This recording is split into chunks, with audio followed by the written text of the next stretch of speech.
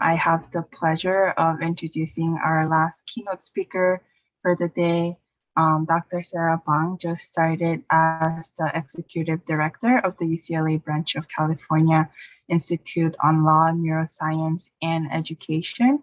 And before that, she was involved with overseeing and supporting 9 LAUSD partner schools with LAUSD and helping with bridging and engagement efforts at both UCLA community school locations in Koreatown and South LA. And because she is a first generation student herself, one of her passions is issues and challenges that first generation students face. And she has done research around what first generation alum from a university assisted school say help them complete a college degree. So she believes that relationship building is key to working with students and organizations. And she teaches about this in her UCLA School of Education course, Education 130BX, which is an introduction to K through 12 teaching profession through training and supervised off-campus experiences at the UCLA partner schools. And lastly, she transferred to UCLA from Moore Park College and is a proud triple Burin with her bachelor's, master's, and doctoral degree from UCLA. And I'll hand it over to you, Dr. Bang. Thank you, Gloria. Good afternoon, everybody. Sorry, I'm scrolling through. I want to see everybody's names and faces. Thank you for that wonderful introduction. Thank you for inviting me to speak. My name is Sarah Bang. I am a doctor, not a medical doctor, but I am a doctor. I wanted to tell you a little bit about myself. I am Asian American. I am Korean American. I like country music, not all of it, but enough to say that I do like country music. I don't particularly like K-pop, so I guess that makes me kind of a bad Korean. You know, as a woman born to Korean parents in America, you know, it doesn't matter how interesting I find the pointed saute tongs on the Pampered Chef website. I cannot, the Korean in me will not allow me to pay $24 for something that I know I can use a pair of disposable chopsticks for. I also don't use the dishwasher for its intended use.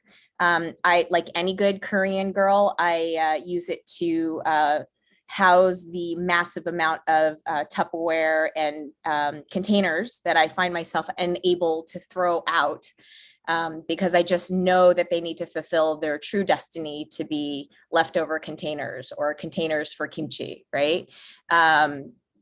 As a Korean American, you know, I'm not afraid to top my pupusas with kimchi. But when my partner puts mayo on my kimchi fried rice, I trip out a little bit, I'm not gonna lie. Most days I speak Spanish, probably better than I can Korean. And, you know, to be totally honest, it doesn't matter how much education I obtain. In the eyes of my family, I think they will always secretly feel sorry for me because I'm unmarried and I have deliberately chosen to never fulfill my Korean female destiny to procreate and have children.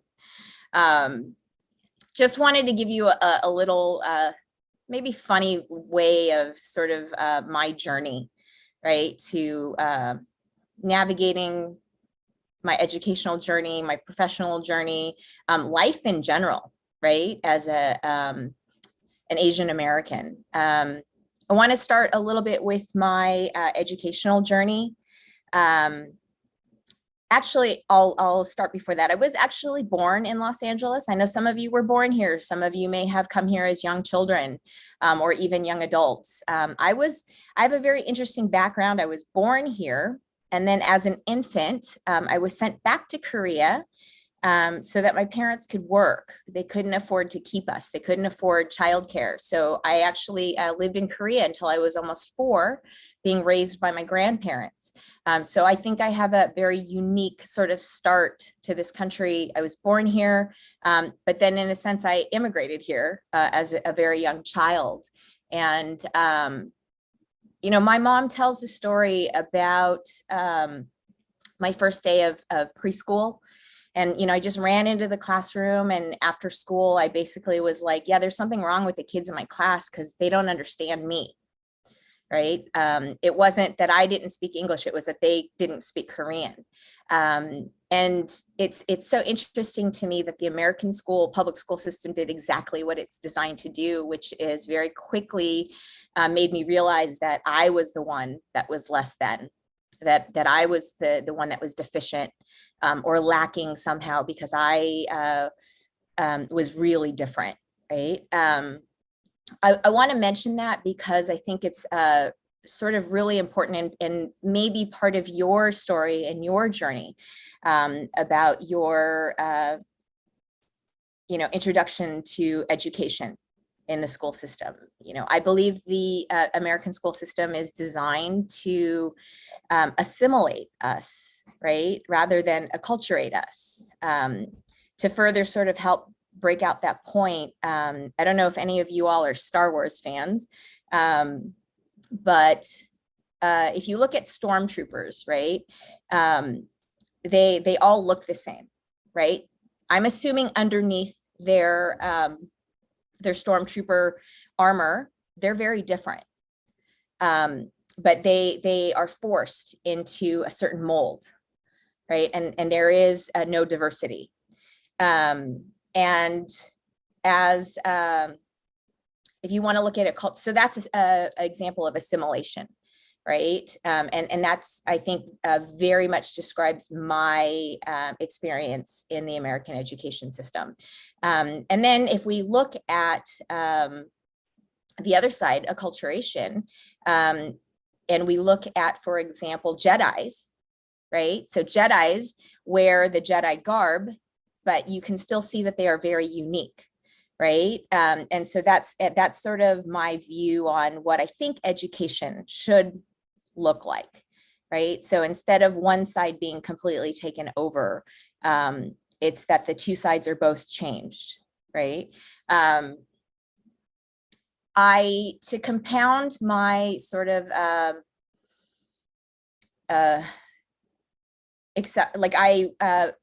I've always had imposter syndrome, and I've been thinking a lot about, like, where did that come from, right? So I think that assimilation in the American education system is probably where it started, but it also has a lot to do with the Asian stereotype that all Asians are really good at math and science, and that we're all really smart. And I would agree that we are absolutely brilliant.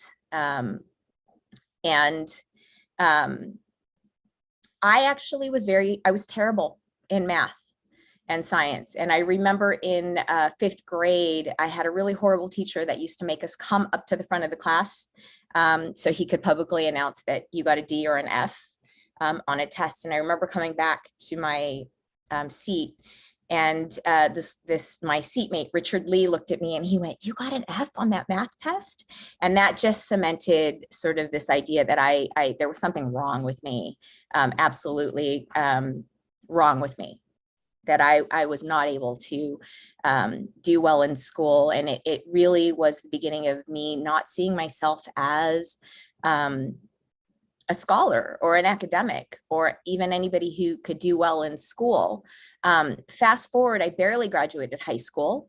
I bought that line, hook, line, and sinker, that I was not a good student. I barely graduated high school. Luckily, with a lot of support and a lot of pushing from my parents, I did go back, and I'm very proud to be able to sit here in this Zoom room with you all and say that I did my 2 years at a community college. It was in hindsight the best thing for me. It's what I needed. It's where I learned how to really understand my differences, and I actually ended up doing pretty well. And I very timidly applied to UCLA, and by my absolute surprise, I was accepted. As my mom likes to say, it was a miracle. And they were quite delighted that I was finally, at least on my educational journey. I do want to point out that by the time I transferred to UCLA and got my undergraduate degree in sociology, it had been 10 years since I graduated high school. And I used to be not ashamed of it, but a little hesitant to share that, especially because of the stereotype that, all Asian kids know exactly what they want to do. They go into math careers or science careers. My parents wanted nothing more for my sister and I to either become a doctor or a lawyer. My sister did fulfill that. I did not, right? And I worked at UCLA after I graduated, and I found myself in the School of Education. I felt very drawn to education. And after another 10 years of working in the department, I very tentatively decided that I was going to secretly put in my application for the master's program through the School of Ed. And again, to my utmost surprise, I got accepted. And I was able to get a teacher credential and a master's in education. That was another 10 years, right? Unfortunately, because of LAUSD and there was a huge, financial shortage, I got pink slipped. So I only taught in the classroom for a short period. I taught a K1 combo class and a 2-3 combo class, and then an eighth grade math and science class. And it was there that I realized that I could understand it if I was just looking at it from a different way. And so began my interest in really sort of trying to find ways that we could, instead of forcing kids into one model of schooling, wouldn't it be wonderful if we could actually meet kids where they are and go from there? Like my educational and professional career might have looked really different. And then 10 years after I got my master's, I went back and got my doctorate. So I'm really excited to see you all here. UCLA has been an amazing place for me personally and professionally. And I know that you will all really benefit from being at such a wonderful school with so many supports. I am in education. I did teach for a short period of time. I was really fortunate to be asked to help open the first UCLA community school in Koreatown. And to me, that felt like everything coming together for me. I was born in Koreatown, right? So I'm very connected to that community, and to be able to go back to that community that I was born in, right? And to help open a school that was university assisted to serve that specific population of families and students, immigrants. I mean, that was like, I couldn't have dreamed of something better than that, right? My identity experience has been a little rocky, I would say. I was born in the 70s, and I lived in Koreatown, and then my parents, when I was in elementary school, decided to move us out to Ventura County. And I found myself really cut away from the community that I knew and understood, and that understood me. And I was thrust into, a fairly all-white community. The only other Asian kid in my school was my sister. And that was, I don't regret any of my experiences, but it was very challenging. I do remember feeling like an outsider in everything, right? And that just really compounded my belief, again, that there was something wrong with me, that I was less than. It really poured into that imposter syndrome, right? I realize now, looking back, I've always felt like an imposter because I was always trying to obtain or achieve things that didn't really have anything to do with me. And so I'm really grateful for the work that I'm able to do now, because I'm able to draw on the experiences of what it was like growing up, very different. In high school and as a young adult, I also had a shift in sort of perspective that was really interesting. By that time, there were, and a whole nother generation behind me who were born here, who couldn't speak any Korean at all. And so suddenly the adults that used to criticize me about not being able to speak Korean perfectly were suddenly praising me for being able to speak any Korean at all. I realized again that these kind of boxes, these ideas of what we think we're supposed to be, they're not fluid, and they change. And so I did spend a lot of time in high school being really angry. I do remember there was a time when I really rejected a lot of my Asian Korean culture. I don't know exactly when I started to feel like, this isn't a deficit. It actually is a huge benefit. And in fact, my dual culture, or actually it's a triple culture, I think, it affords me these like superpowers, right? And the example I'm going to give you is, so in my job through the School of Education, working in communities who are traditionally underserved, I realized that the way that I look, the way that I talk, all the experiences affords me access and true understanding with the community that I'm working with. And I've seen firsthand what a privilege that is, right? I was granted access on an intimate level with families and communities and students that my white colleagues never got, right? And so it's sort of a very interesting thing to finally realize that, these things are not deficits. These things are actually gifts. And even as I say that, I can hear how cheesy and hokey that sounds, but I don't really know how else to explain that, right? That I never could recognize in myself that I have this wealth of culture.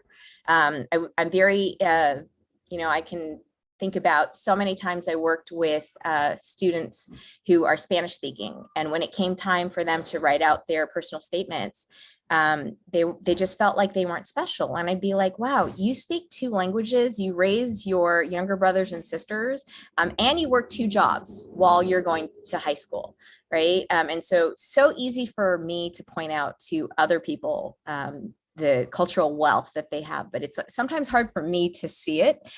So I'm going on record to say that I absolutely see it. I absolutely acknowledge it. I do acknowledge that I have privilege. During the pandemic, I think I had I did have an identity crisis. There was a huge escalation. I mean, let's be honest, the violence against Asian American community has always existed, but it's always sort of been low-key accepted and sort of not talked about, not even within our own community. It was just something that we endure, right? Being Korean American, I realize now that I thought I was so American, but somewhere along the line, I really did absorb this idea of perseverance, and that we just endured. If you are Korean speaking, you know what I mean. It's my mom will always say, you just chama, just withstand with, so we definitely have grit, right? It's in our culture. It's right? It's that like suffering. And I'm sorry, I just totally forgot where I was. But in the pandemic, I had this identity crisis. I suddenly felt a lot of anger because I was afraid for my elderly parents, right? That they might be attacked, and haven't they endured? Haven't they chamoed enough? I suddenly found myself being afraid to, take a walk even in my own neighborhood. And it really got me thinking about how no matter how American or how educated I am, in the eyes of those who are maybe, less open-minded or less educated or whatever, all those things don't matter because the way I look will always signal that I'm different. And so I want to be really clear in saying with no shame at all that it was at this time that I finally decided to seek mental health help. And I looked for a therapist. I was very deliberate in my selection. I made sure that she was female, a female of color. And it turns out that she's also a first generation student, like myself and probably many of you. I really want to mention that. I think it's important because it ties into what I was just talking about. We are a very proud culture and we have endured a lot. And we haven't complained, but I think we have suffered. And you can have grit and you can have strength, but that doesn't mean you have to endure silently and be in pain. And there is no shame of admitting that you need somebody to help you, right? So I am doing that. And I want to encourage you all, especially because I know in Asian families, like we don't talk about mental health. We don't even talk about talking to somebody about mental health. In fact, I am very gently encouraging my mom to seek therapy. Interestingly enough, I have done research around first gen students, and I still find that it's those who identify as male have a even harder time. So I really want to encourage you all to, drop those shackles, the stereotype, the whatever preconceived notions you have about weakness, showing weakness, and to really, be willing and open to find some help. And I'm kind of seeing some things happen in the chat. Absolutely, you can interview and decide who you want. You can treat it like dating, right? Like, if you don't like them, find somebody else. This is not about them, this is about you. So thanks for putting that in the chat. Let's see. I want to talk a little bit about something that I discovered when I was an adult. My niece, who was probably around 6 at the time, was having some trouble in school. And she was tested and referred to a bunch of specialists. And it turned out that she has dyscalculia. And for those of you who might be unfamiliar with dyscalculia, it's a learning disability that has to do with math concepts. And I was really shocked when I was learning about dyscalculia that I realized that I have been existing my entire life, my entire sort of the way that I viewed myself as a non-academic, a horrible student, never realizing that I have dyscalculia. So it wasn't that I'm terrible at math, I just need it in a different way. And gosh, if schools or even my family or even society had been able to help me identify that earlier, I think that my educational journey would have been so different. But again, I don't regret anything. I don't have any wishful thinking.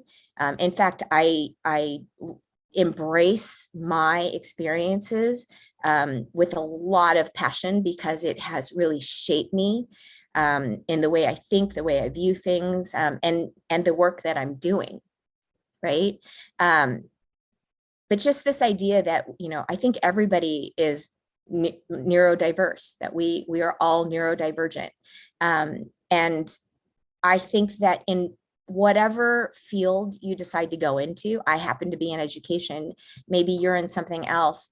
If we could just keep that in mind and understand that just because it's the way it's been done doesn't make it the only way or the right way, right? Clearly, as transfer students, we already understand that concept, right? my journey is in no way linear. In fact, I would kind of say that it's zigzag roller coaster spiral at times, sometimes a dead stop, right? But that journey has really laid the foundation and has made me really understand who I am when I needed to understand it. And maybe, going straight into college after high school, maybe I wouldn't have really learned it or appreciated the things that I understand now. So I always have a huge, spot of pride in my heart for anybody who identifies as first gen or a transfer student.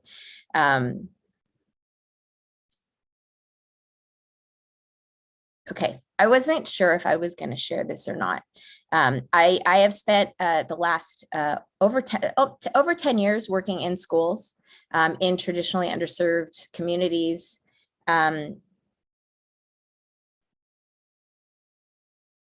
Understanding that I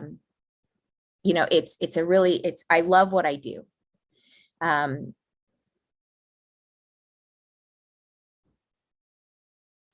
The week before Thanksgiving, this last Thanksgiving, my 14-year-old nephew and 12-year-old nephew were at a skate park, and they were approached by some teenagers.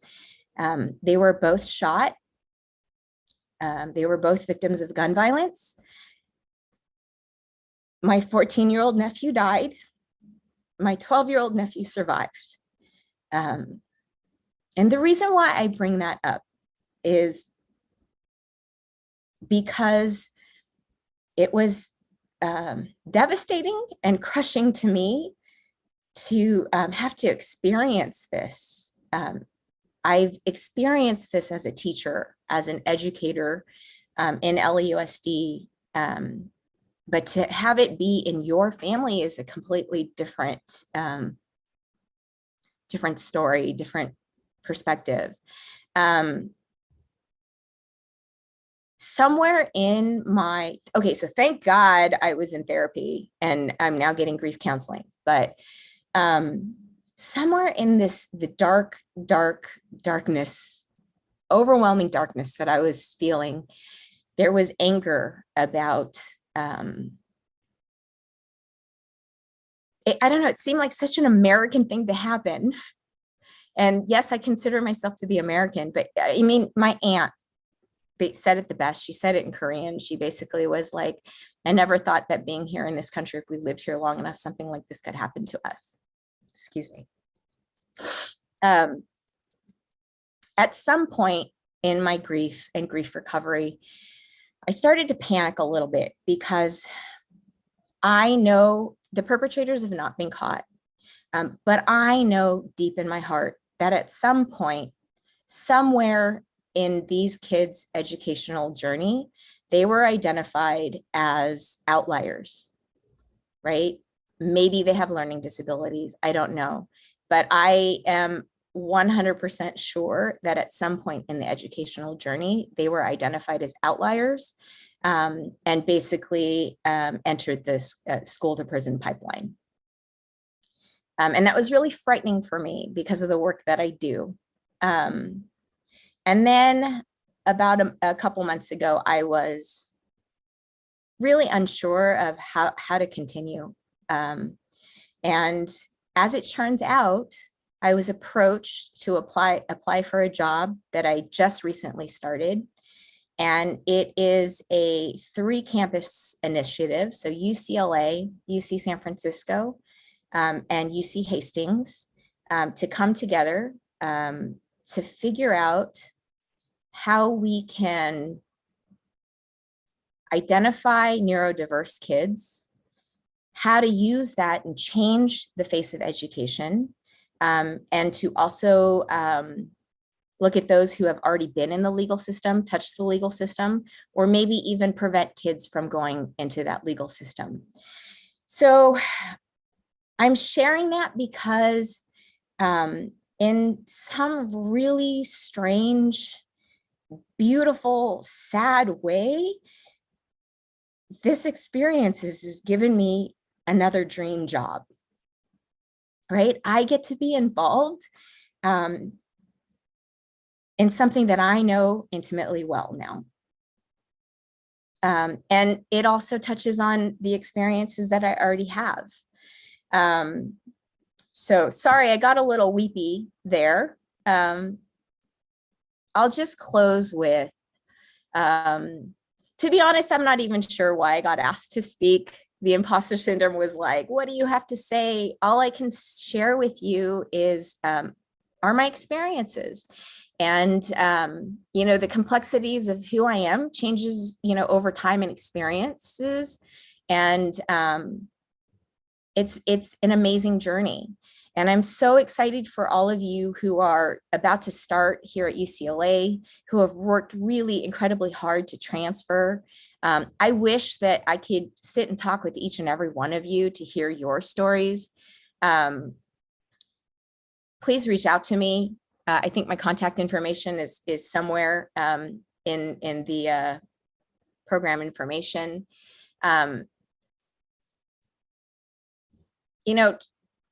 Check the box, don't check the box. It's up to you. Just don't be afraid to change the box or not even go in the box, right? We don't have to be tied to stereotypes.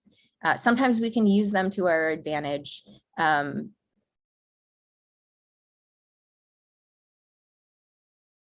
We are such a unique, diverse, multifaceted group of amazing people.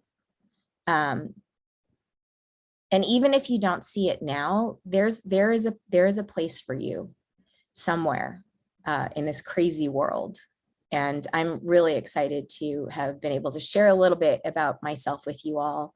Sorry, I was all over the place. Hopefully you got something out of it. I want to thank the Center for Community College Partnerships for asking me to come and speak. And thanks very much. I'll just end it with that. And go Bruins. Wow, thank you so much. Thank you so much. I feel like it was just like such a beautiful keynote. And thank you for taking us on that journey, being vulnerable and personal. And I put it in the chat, your experiences are valued in this space. And I feel like we were all so, I don't know what the word is. It's like, we have this like wealth, the cultural wealth. There's just so much wealth in this exchange and this experience. And I feel like it was just so perfect and wonderful. And thank you so much for being here and sharing that. I know it was kind of last minute and it was amazing. And I feel like you arrested our attention so perfectly. Just thank you so much. Thank you for having me. Thank you. A round of applause for Dr. Bang. It was just, oh my gosh, that was wonderful. I'm going to do my little applause reaction as well. Thank you so much. Thank you. Thank you.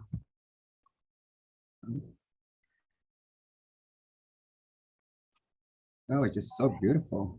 That was, oh my gosh, that was wonderful. And just like everything everyone was putting in the chat as well, like, yeah. It was just great. Just like, there's just moments where you really feel like an overwhelming sense of community, and that was just like, whoa. Yeah. So thank you so much.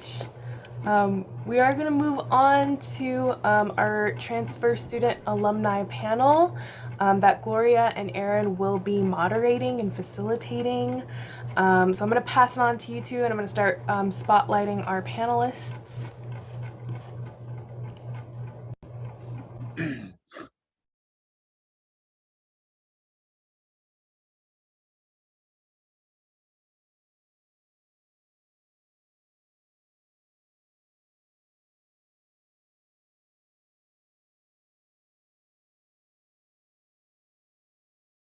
All right.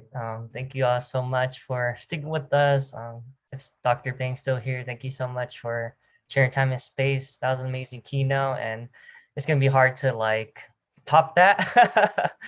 So panelists, y'all have a mission today. Just kidding, no pressure. But yeah, so hello again, everybody. Aaron, we're gonna me and Gloria are going to facilitate the panel, and I'll pass it on to Gloria to get us started. Okay. Okay, thank you. So if we're gonna start with small introductions to our panelists. If you could all please introduce yourself. Please share your name, occupation, degrees, and how you identify as Asian American. We can start with Maria. Hello, everyone. Good afternoon. My name is Mariel Joy Neri. I use she, they, sha pronouns. I'm currently an admissions officer.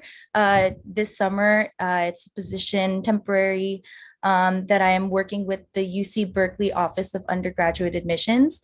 Go Bruins always. It's just, this is my job right now. But I'm actually going into my second year as a college advisor fellow with also UC Berkeley and the nonprofit College Advising Corps. I work predominantly with high school students, helping them with college knowledge and preparation to go to college, whatever that looks like, whether it's at a community college level or if they want to go straight to a 4-year. And I personally identify as a Filipina diaspora member, and I can expand on why later, but it's really nice to meet all of y'all and see familiar faces.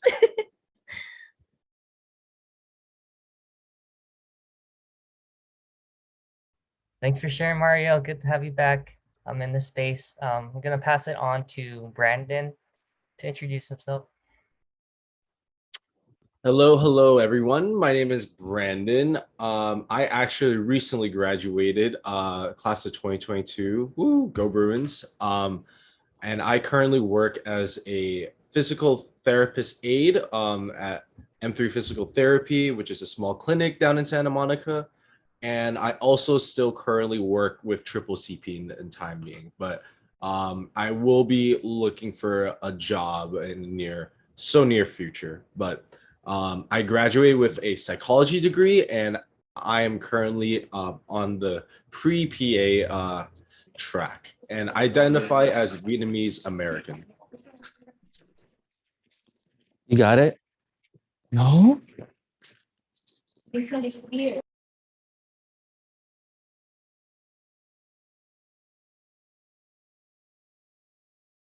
All right, thank you, Brandon, for sharing. And we're going to pass it on to our final panelist, last but not least, Sarah Oriana. Hi, everyone. My name is Sarah Orellana Salas. My pronouns are she, her, ella, and I just received my bachelor's in sociology from UCLA. Go Bruins. I am a current peer advisor for our formerly incarcerated system impacted students here at CCCP, but I am soon leaving the CCCP office to become a peer counselor for AAP's transfer summer program. I identify myself as mixed race, being Korean, Filipino, and Salvadoran.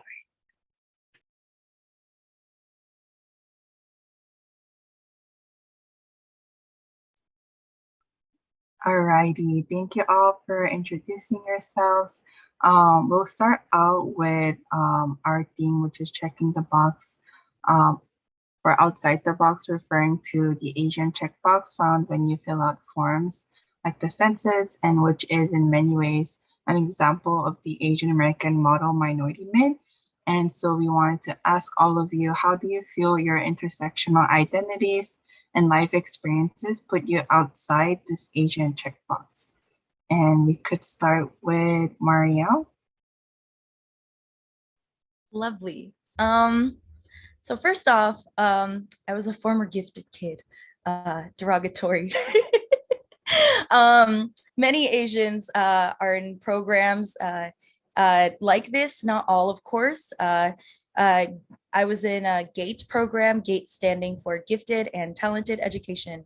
And I was in the programs on and off throughout my K through 12 education, for better or for worse, in that I have my own opinions that I have been fermenting about these kinds of special education programs, because I do believe that they contribute towards racial and class inequities. But for better or for worse, I fall into that, and I can relate and disagree with how those programs can help or not help Asian folks. I'm an educator in a family with a bunch of healthcare workers. So happy for y'all that are interested in going into healthcare, but just not my thing, at least that I think. I identify as queer, so I'm out to my parents, but not to my whole family. And we live in a heteronormative world, so there's that. I don't identify with being American for political and personal reasons, so that's its own thing. And I think like how that contributes towards the census at least is when you're checking like what your race and or ethnicity is, it's always just the umbrella term Asian, and sometimes you're not given that extra checkbox to write who you really are. And I talk to other I'm friends with and I'm coworkers with other people of color, and we'll talk about how for some of them, they may identify more with their specific ethnic group or groups than the general Asian term, as it's been like thrown at us versus like for us to claim. And so I think that's been really interesting for me and the people that I've worked around.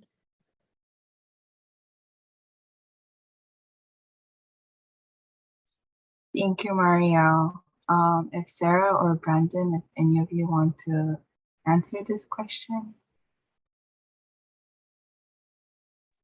Sure, I could go. I definitely agree with Marielle and would definitely like to extend on that thought, because definitely being from both like an Asian and Latino household, they don't really give you that opportunity to explain yourself in the census. And for a lot of these identification markers, you're only allowed to check one. And half the time, there's no other. And so a lot of the times it does force me to choose a box that like I'm not comfortable with choosing, because there's so much more to me than just being solely Asian or solely Latino. I am also system impacted, low income, second generation student. So it definitely has taken a lot in me to like reject those notions of white supremacy that still exist within like our governmental and just societal entities and structures. I mean, like actively work against them and to like also dismantle them as well.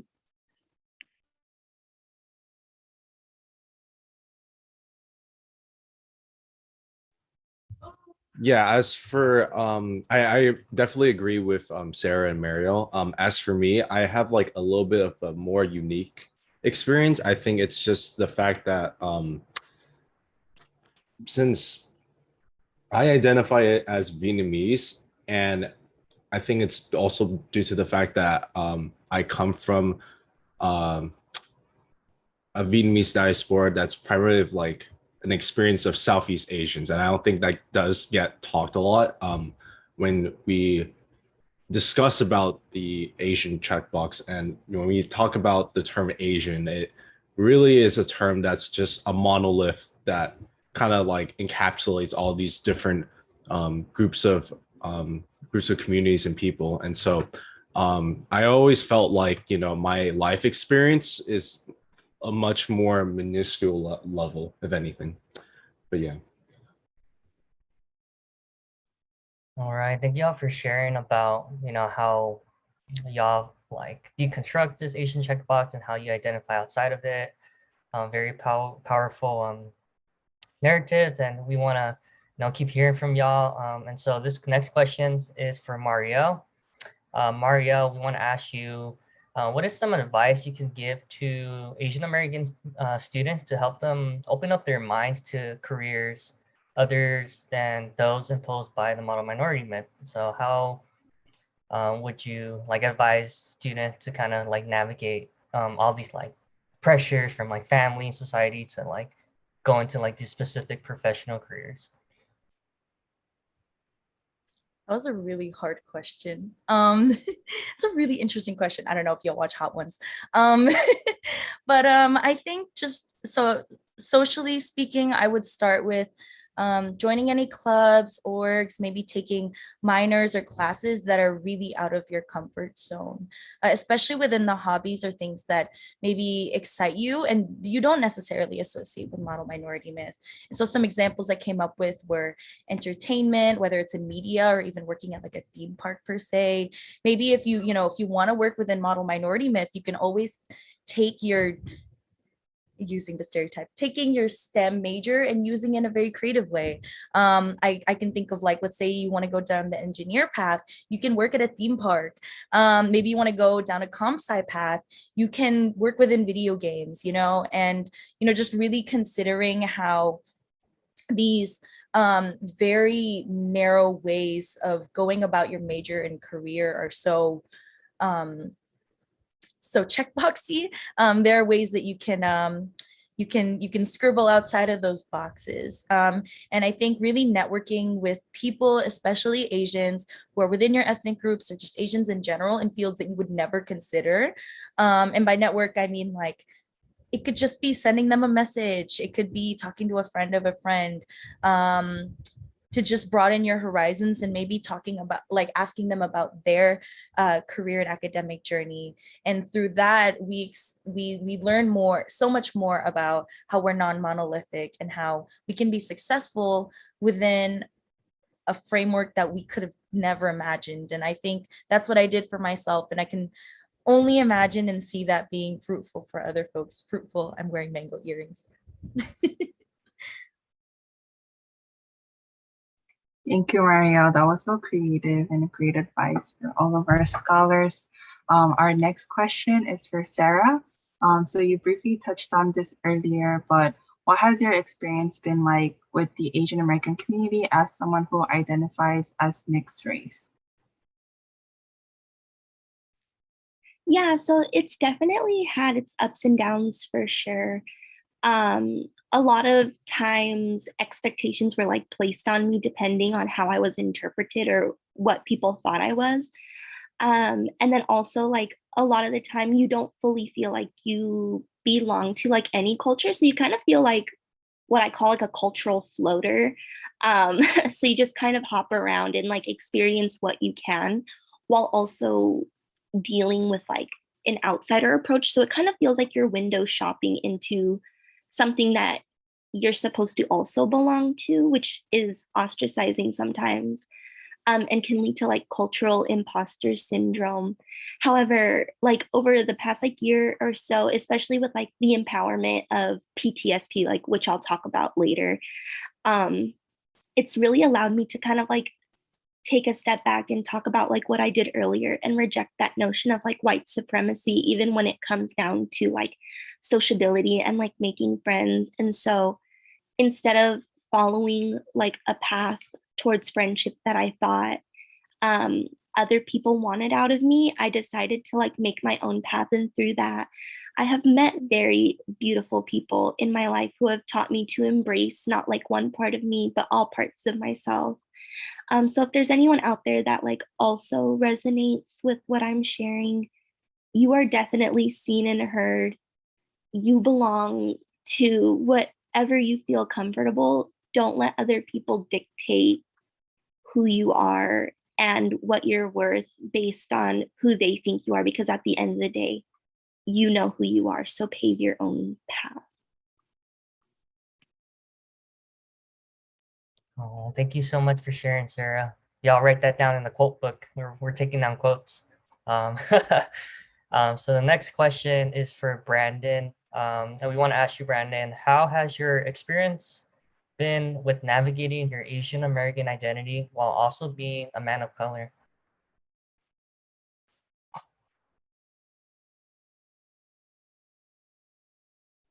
I think in terms of navigating my own Asian American identity, I'll like cut that part into like, or I'll cut this question into two answers. I think it took a long time kind of like relearning my entire identity, because at first I felt more American than anything. That's why I identify as Vietnamese American, because like I never really got in touch with my roots.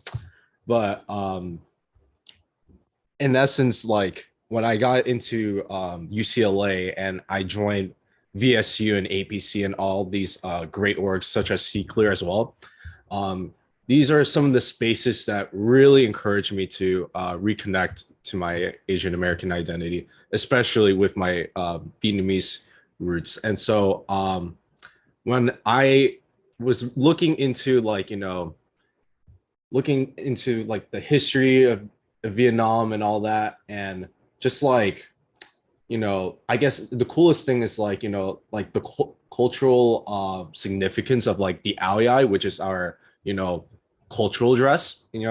I believe it's like not as like common for like men to wear their Alumni's to like, for gatherings and all that stuff. But I always thought it's like the coolest thing ever, and especially as like a man, like as someone that identifies as a man of color.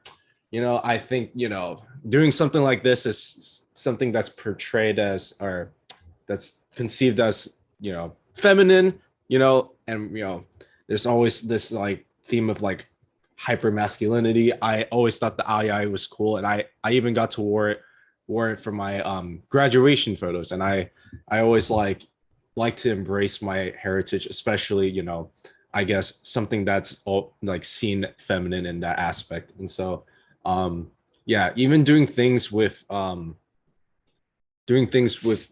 BCN, which is the Vietnamese Cultural Night of last year, that was probably one of my highlights. And so, I think navigating through that process here at UCLA has been extremely rewarding.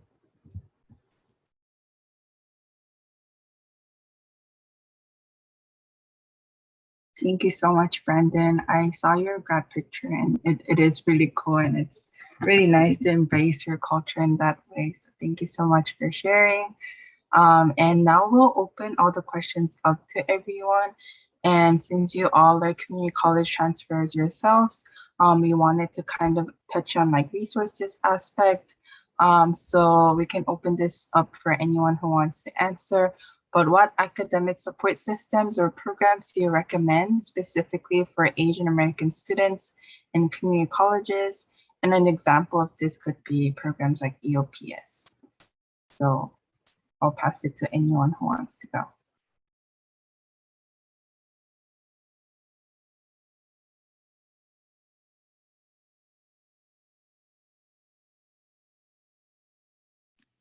I can go. One service, or I'll highlight like two services. So the first one is definitely your school's honors program. I feel like the classes are a lot smaller, and so they lead to like more social emotional support, not only from like your peers, but your professors. It makes it a lot easier to like network. Also, like if you're looking at the academic side of it, sometimes when you transfer, you get like honors credits that roll over. But definitely, I think the best thing I did get out of the honors program are just like other individuals that understand like what rejecting educational stereotypes like meant and like the power behind it. And then the second service that I want to mention is DSPS, which is the Disabled Students Program and Services. Because a lot of the times like the K through 12 system treats like non-conforming behaviors as like a punitive issue, rather than maybe like a mental health or educational issue.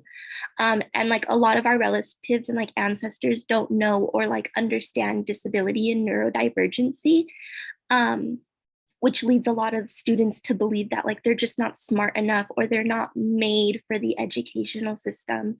But DSPS can help you get like that testing you need or like social support, educational support.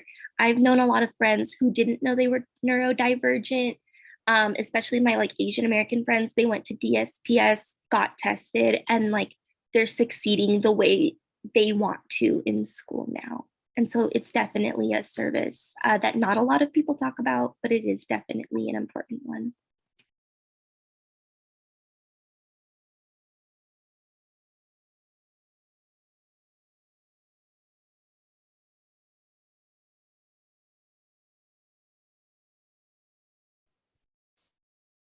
I'm having trouble coming up with an answer, so I'll just spitball one. That was gross. I guess when I think about, I guess specifically my community college experience, I think I found out like my second to last semester, basically too late, that I probably could have applied into EOPS. EOPS standing for Extended Opportunities Programs and Services.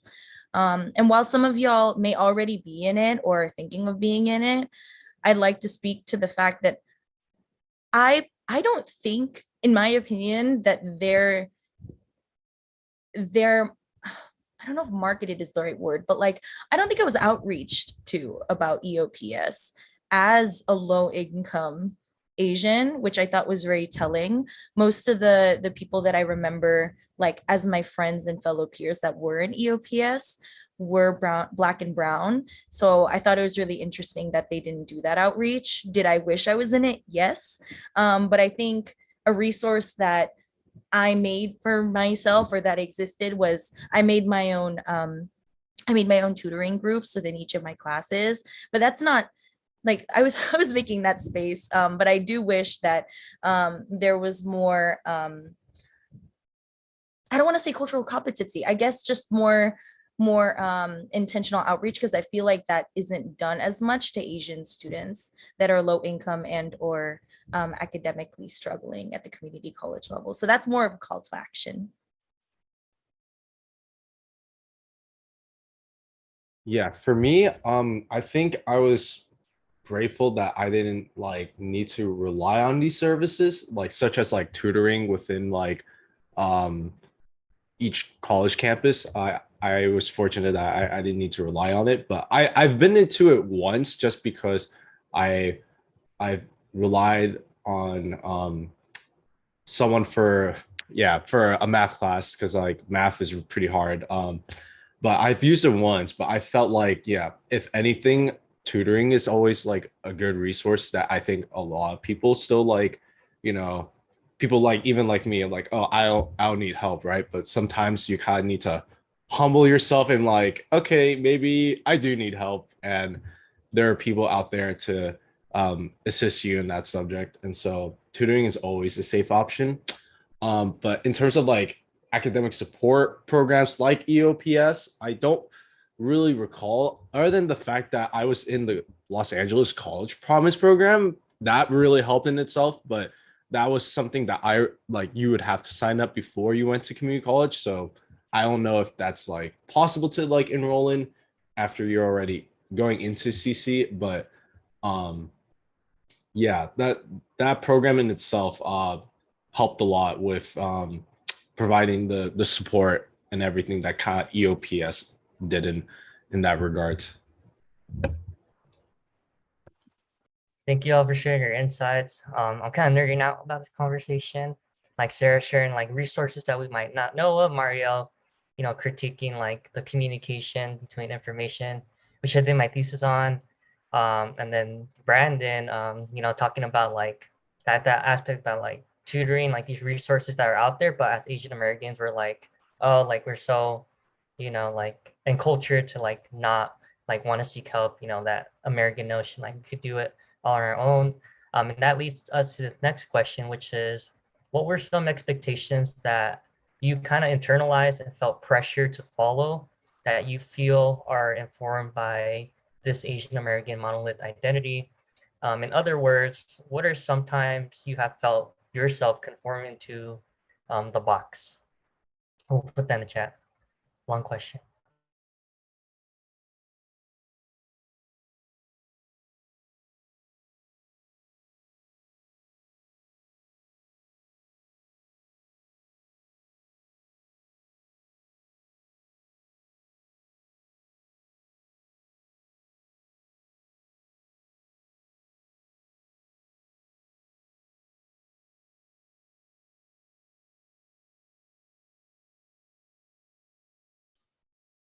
So I think for me, so again, reiterating the fact that I identify as Filipina, there's a saying, we have many cultures of sayings, but it's utang ng loob. And if I am translating this like incorrectly, this is my interpretation. So take that as you will. Utang ng loob, which is kind of like the debt within oneself.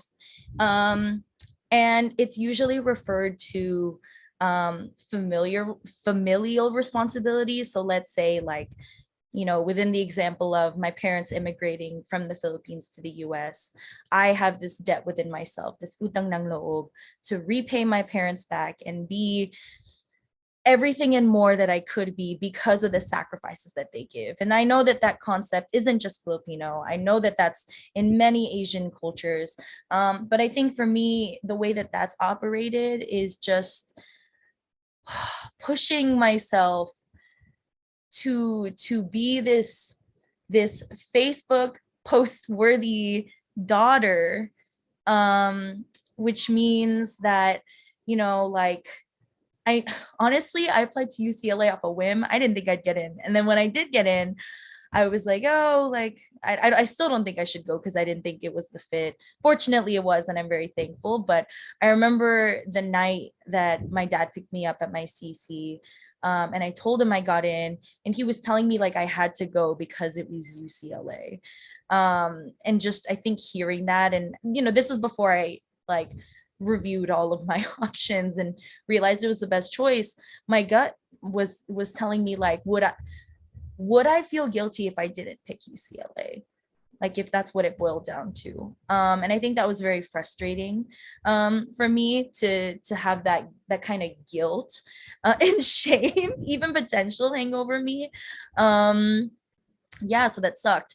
But yeah, I spent 2 years at community college, like they want us to. And I know that for other folks, like that's not the case because of career changes, because of financial aid, because of all these different reasons. I felt like I was called to do that because I didn't want to let my parents down and spend any more time than needed. I actually moved so I used to be from the San Fernando Valley, born and raised, and then I moved to Bakersfield due to financial and personal reasons. And I actually commuted back and forth from Bakersfield to the Valley couple days out of the week with my dad, and that was a lot of driving, and that was a lot of it's a lot of emotions and tiredness in that car, all the while helping my brother with childcare and having my own part-time job and figuring out what I want to do and going through my own things, like having a social life, even though my friends lived like 2 hours away, which didn't make the pandemic any easier than me. It felt kind of similar in that way. And yeah, just like, I don't know, it's a lot. Heteronormativity, like I said before, I'm a queer, I identify as a queer person. I don't know about y'all as Asians, but I don't know what it is about turning 18 or 21, but that like post high school, like I wanted to glow up. I wanted to go from like the nerdy, like shy, well, not shy, but like this version of myself and then look like older as within like the Asian American experience. And I don't know if like y'all have ever thought about that. And for me, I'm like, I have a baby face, and on top of that, like I'm chubby / fat, and I don't say that in a derogatory term. And that's weird to think about, within my socialization and within my academic career. To this day, I'm like, am I doing too much by wearing like like interesting earrings at the staff meeting or something? And I realized like maybe that may not be conforming to the box that I'm called to be at, but it's the box that I made for myself.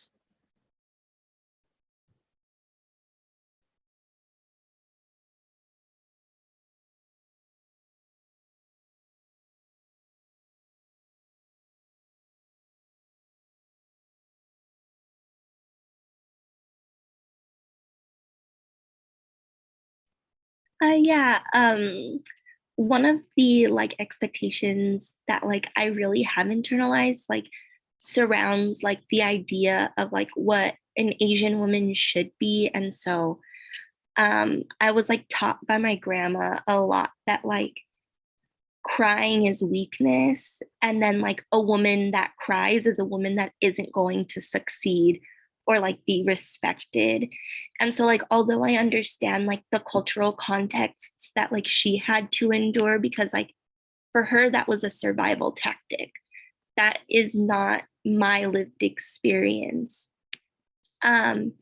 And so like when obviously like if you don't allow your body to like regulate itself in the way it needs to, like crying or sadness, it's going to manifest in other ways like anger, right?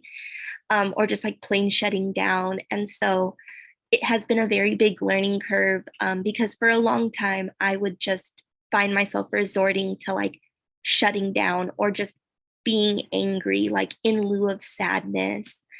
And so, but then when I like sit back and I like unpack how I'm feeling, it's just kind of like a, oh shoot, like I wasn't sad, or like I am just sad or scared, or like anything but anger. And so that definitely has been something that has been like a learning process, and it hasn't been perfect, because I still find myself doing it sometimes. But it's the fact that I see like this generational barrier like occurring, and no longer allowing myself to like conform to the toxic things like we see and are taught, and like sometimes even perpetuate ourselves.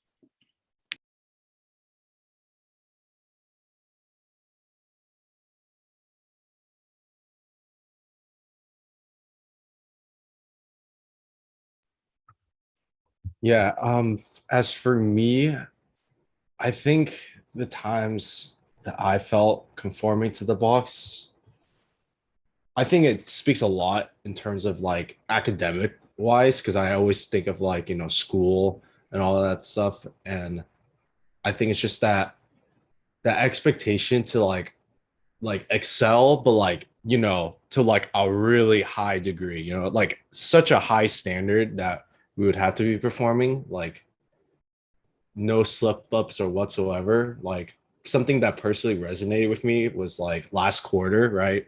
My last quarter at UCLA, I'm trying to get all A's, but literally this one microbiome lab that I was not passing at one point. And so I was literally having like, I was like, dude, if I'm not passing this class, I don't know if I'm gonna be able to graduate, right? And so yeah, I was luckily able to pass, but I think it's just the fact that like, when I hear all my peers like, oh, what you get on this score? And I'm like, oh, like on this test, right? And I'm like, oh, da da da da, right? And they have like the score that's like, 40 points higher than me. And I'm like, oh, wow, haha.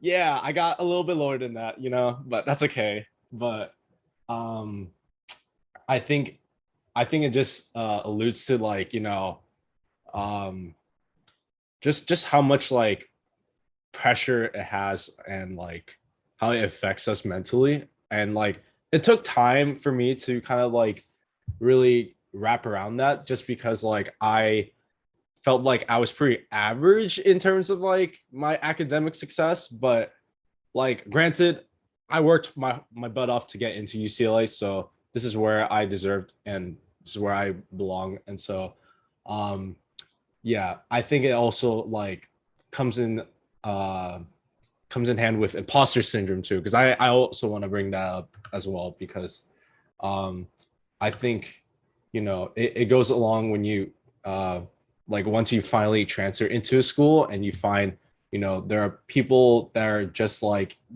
you, but you feel quite a bit intimidated because they're at a higher academic standard. And so I think another thing is just like the first gen like Asian American immigrant, like or first gen Asian American son of son of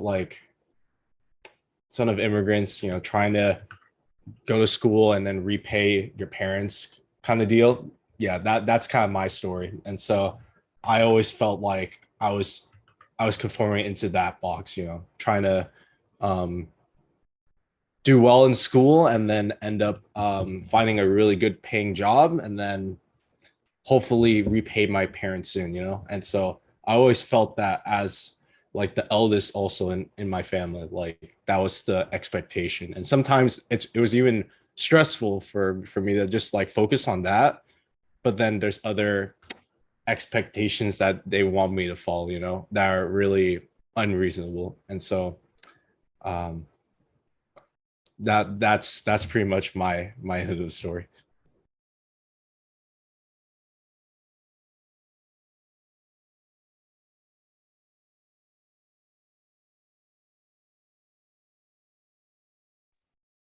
All right. Thank you all so much for sharing your stories and insights and experiences. Unfortunately, we got to move on to the next panelist, but I do see some scholars have some questions in the chat. So if y'all have time and capacity to like answer some questions in the through the chat, that'd be amazing, and we'd really appreciate it. But again, round of applause for all our panelists.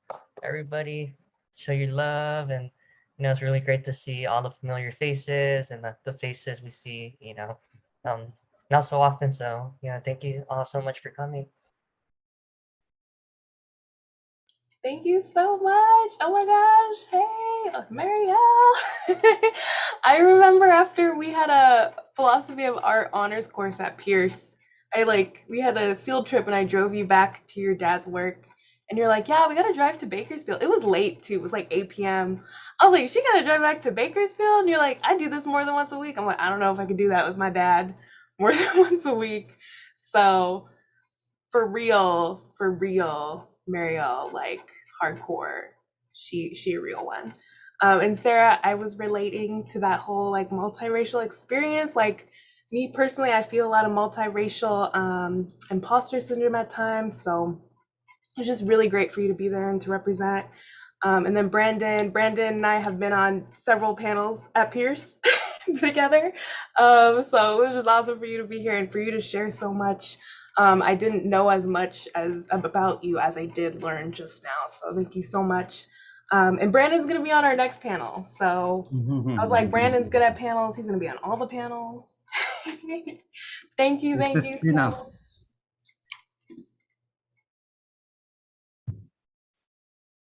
Good to see you, Marielle, Sarah. Nice to see you again. I'm still trying to follow up on that idea you had about Power to the Transfer Leadership Program.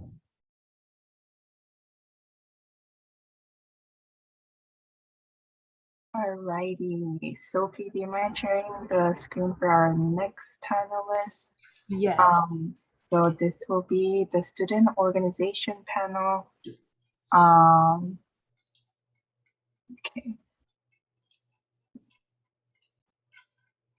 Yeah, okay, awesome. And I think all of our panelists are here, including Brandon.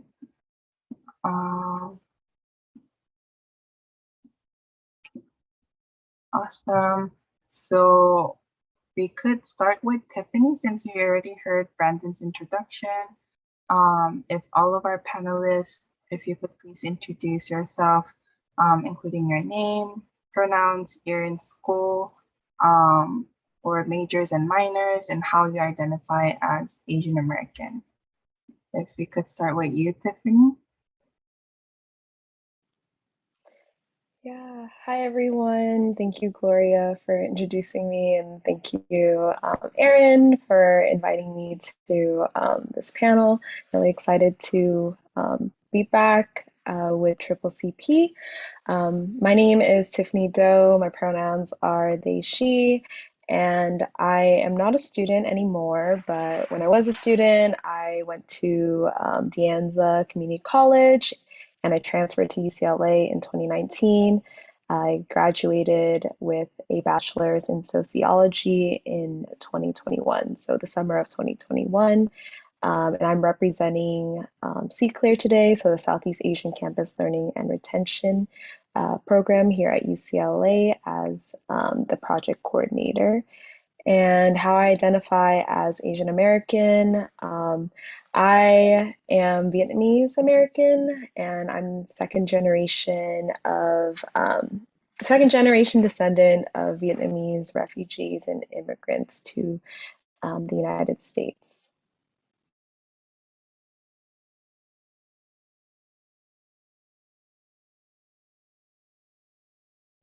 All right. Thank you for that introduction, Tiffany. And thank you so much for sharing your time and space with us always. This time as a C-Clear coordinator. um, um, Next, we're going to pass it on since Brandon introduced himself already to Rebecca for representing the Filipino Transfer Student Partnership. So Rebecca, if you can introduce yourself. Okay, hello everyone. I'm Rebecca. I will be a second year transfer this upcoming fall. And I use she, her pronouns, and I transferred from College of the Canyons in 2021. And I'm a global studies major, digital humanities minor, representing the Filipino Transfer Student Partnership, also known as PTSP. And how I identify as Asian American is half Filipino, half Chinese, and like first generation American on my Filipino side and third gen on my Chinese side.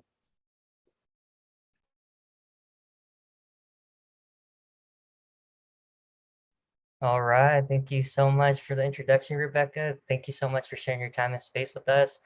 And then actually, I will have Brandon introduce himself to say what he's representing, which org he's representing. Yes, yes. Hello, everyone. Again, hopefully y'all didn't miss me that long. I'm also a representative on behalf of Asian Pacific Coalition. I was the former intern for APC in my junior year, and I was also the former administrative coord for APC of this year.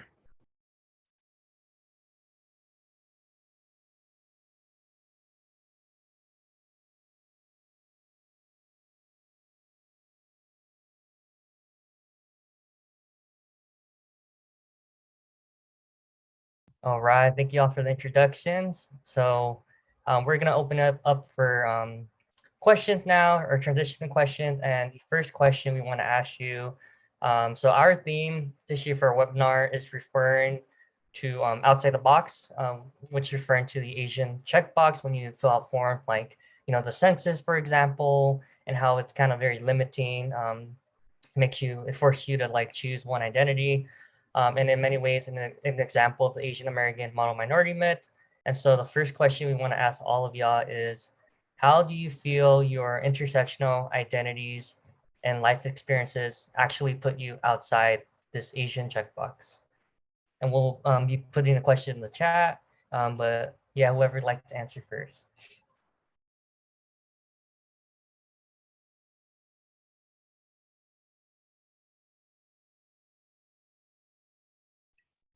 I can answer. So I think my upbringing is kind of different from the typical Asian American Asian American upbringing that people think of. So since I have like one parent who is more first generation or who is an immigrant, and then my dad who's Chinese American, I think their parenting style was very different from like the typical like tiger Chinese parents or like Asian parents that people think about. So I grew up with, I guess, like kind of Americanized style where they didn't put as much pressure on me to like do well in school and get good grades. And I think like that had benefits and like some things that were also maybe I could have like tried harder, but I think it all worked out in the end. I guess I also had very supportive parents. So I think that was something that really helped me in my academic career. But one thing that like really stood out to me was being mixed, because even within like my own communities of being Filipino and Chinese, it's just sometimes I didn't feel like being Filipino enough or being Chinese enough, even though I should be accepted in both communities. And I think I am, especially the people I met here at UCLA. It's been amazing. I also grew up in a predominantly white suburb, so I think I also battled with that internal battle of like not accepting my Asian culture first. And then once I did, going into high school, it was a little bit tough because I felt like whitewashed amongst my other friends who kind of grew up in other areas with more Asian people. And I don't speak another language. So my mom does, but she didn't pass down Tagalog to me. And then my dad doesn't speak Chinese. So I think that was something that also kind of made me not feel like an imposter, but like not Asian enough, which is something I've definitely been working on. And the communities here at UCLA are definitely affirming me in my Asian identity.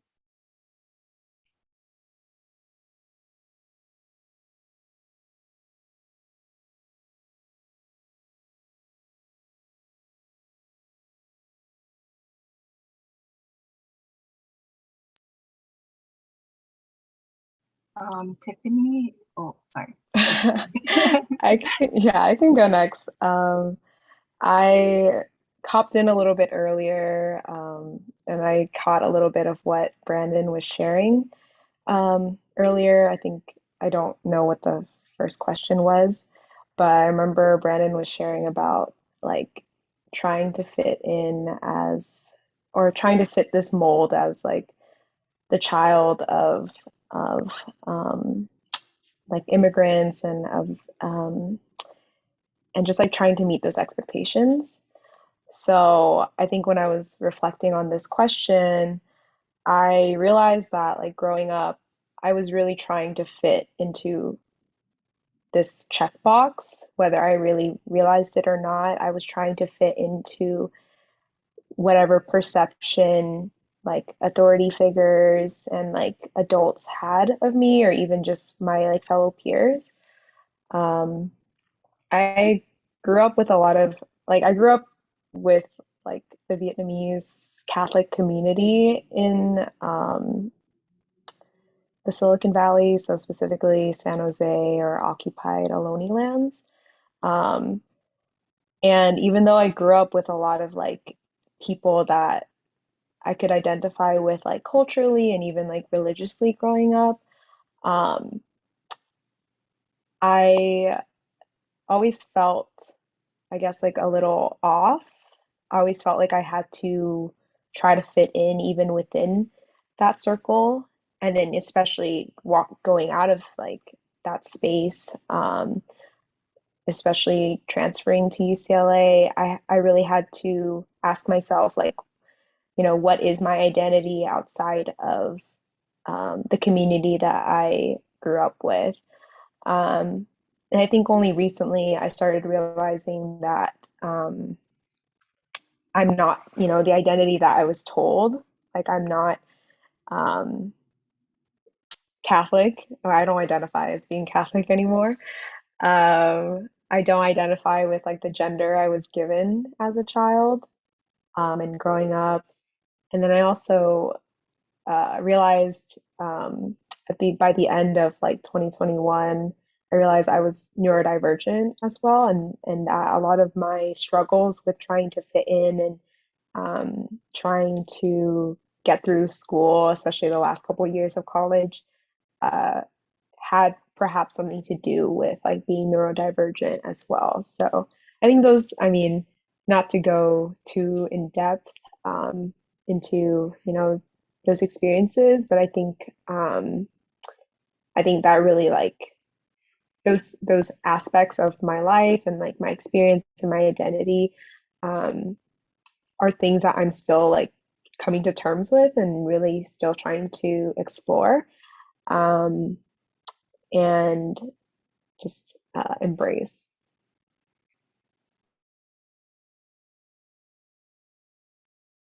Thank you so much for sharing that, Tiffany. And the next question we have for you all is if you could tell us a little bit about your student organization that you're representing today and the services that you offer. And we could start with Brandon. Yes. So, what the Asian Pacific Coalition is essentially a mother organization, and so a mother organization is basically a organization that kind of holds the umbrella of all these other multicultural clubs. So we would have under our org.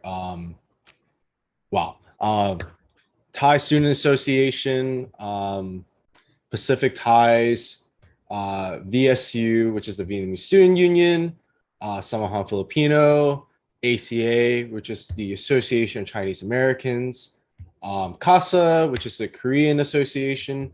And so there's many other clubs that kind of fall under our mother org. And so what we pretty much provide in terms of service is pretty much we kind of like try to collectively gather and act as a coalition, and really in terms of like what we do as an org, we're pretty politically active. And what happened recently is like, there was a disability student there's a strike for disability students that happened in the winter quarter. And so that's what APC spent a lot of its time doing during the winter quarter.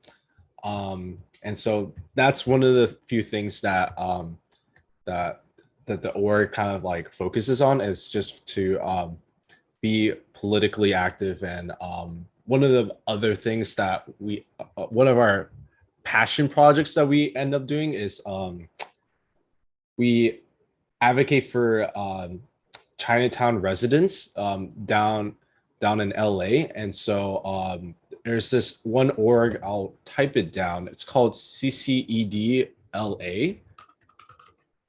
And there's an Instagram page for it. It's entirely student run. And so some of our board members were heavily affiliated with it. And so it became one of another partnered orgs that we work with to kind of essentially inform Chinatown residents about, rent gouging and, really pesky, evil landlords trying to gouge rent and kind of force Chinatown residents out due to gentrification, basically. And so that's kind of like the goal, and, trying to empower them.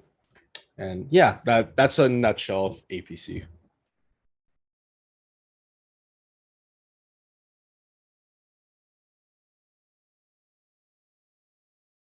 All right, thank you for sharing about APC. Tiffany or Rebecca, did y'all want to talk about your orgs? Yeah, I wanted to follow up after Brandon because he did mention VSU, or the Vietnamese Student Union. So CCLEAR, which stands for the Southeast Asian Campus Learning, Education, and Retention Program, is a retention program under the Vietnamese Student Union. So they are our mother organization, and they sponsor us and give us connections as student organization. CCLEAR itself is a student-initiated, student-run retention program. We offer services such as like peer counseling, internship opportunities to learn more about like the community and other marginalized communities. And then we also have mentorship opportunities, peer mentors, as well as alumni mentorship opportunities. And then we also have a wellness and transfer like component as part of our CCLEAR, where we will put on like workshops such as like Imposter Syndrome workshop, or like events such as like hiking, or transfer specific events as well. So those are just some of the things that CCLEAR does, and the services that we offer.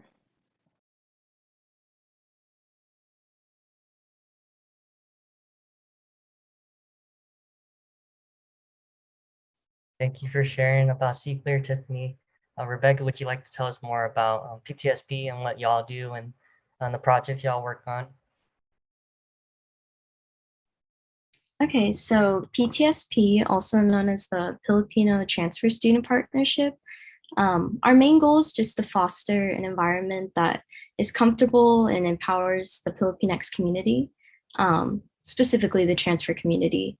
And so we're based on 3 pillars, which is called, those 3 pillars are recruitment, retention, and research. So for our recruitment aspect, we have a really cool event called SEND. It's called the Student Empowerment Networking Day, where we reach out to all the new newly admitted Filipinx identifying transfers. And it's an admit weekend. The first time we actually had in person in like 2 or 3 years was this year. And so it's hosted at UCLA, and then we just give them a little taste of UCLA and a lot of transfer resources that are helpful, and hopefully convince them to commit to UCLA. We also have like a lot of socials, in a CAPS program or Capited program, which is kind of a mentorship program, like a big and a little, but in our club, we have a more horizontal relationship. So we believe that both the big caps and the little caps can learn from each other. Oh yeah, Mariel was actually my mentor for the Student Empowerment Networking Day. And so she definitely was the big reason why I ended up committing to UCLA. So it's kind of sweet to see that's all full circle right now. Oh wow, there's like 3 generations then with Charmaine. Aww. Okay, so for retention, we also have a lot of study halls, and our external academic coordinator, they provide a lot of holistic and academic support for all of our students. And I'd also like to say that we're one of the few cultural transfer organizations, so we really welcome anyone. You don't have to be Filipinx identifying to join our club.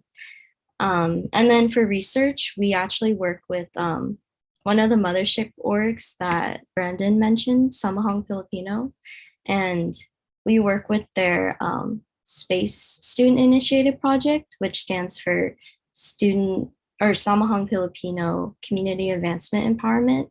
And they provide tutoring resources to both high school and community college students. And so we work with their club, and we have actually established a database through the Bainihan project. And we're just using that database and adding to it every year to identify the community conditions that many Filipinx transfers face. And so that's something that gets bigger every year, and it's definitely something we're proud of.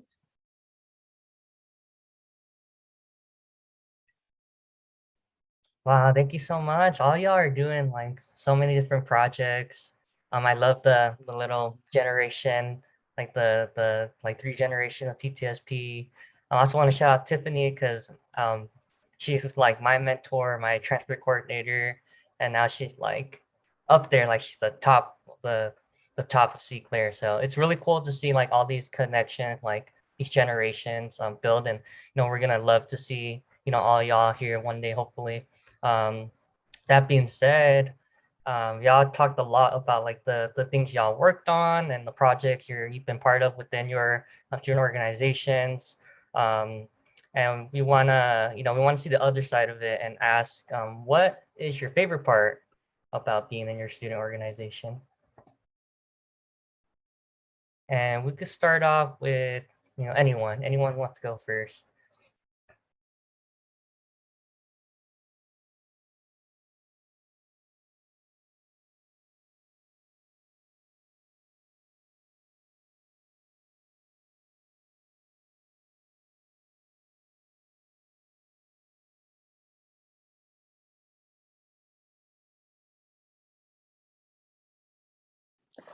I can go.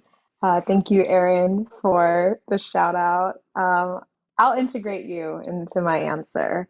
I think that my favorite part of being part of like See Clear and just the Southeast Asian student organizational spaces is like you know, the community and just being able to see how folks are like empowering themselves, whether that's like alumni, current students, you know, prospective students. I think like I've worked with Aaron, you know, as he mentioned, when I was transfer coordinator, I was formerly like a student staff member for C Clear, and you know, being able to work with other students and seeing like their ideas really come to light and like how much passion they have for like the community, I think um, you know, was very meaningful for me back then and still is very meaningful to me now as project coordinator.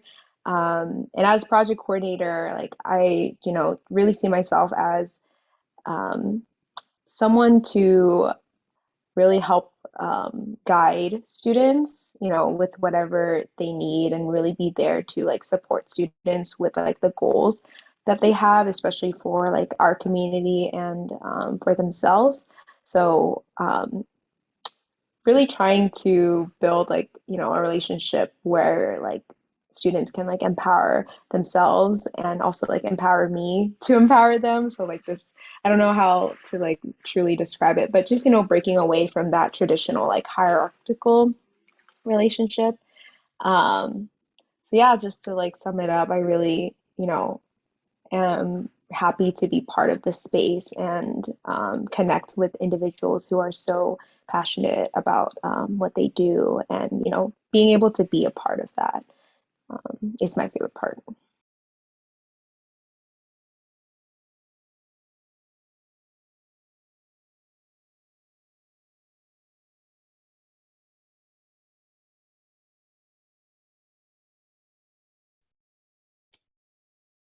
I could also go next. I think just to, uh, yeah, like what Tiffany said, I